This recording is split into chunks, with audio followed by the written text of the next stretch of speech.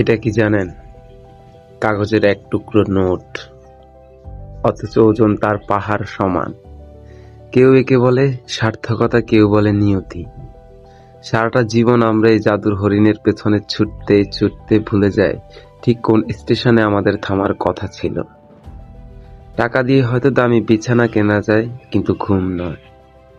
শহরের সবচেয়ে বড় অট্টালিকা গড়া যায়, কিন্তু ঘর নয়। অদ্ভুত এক নেশা এই টাকা।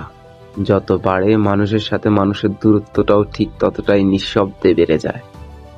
অথচ দেখুন, দিন শেষে পকেটে টান পড়লে চেনা মানুষগুলো কেমন অচেনা হয়ে যায়। টাকা থাকলে দুনিয়া চেনে আপনাকে, আর টাকা না থাকলে আপনি চিনতে পারেন এই আসল দুনিয়াটাকে।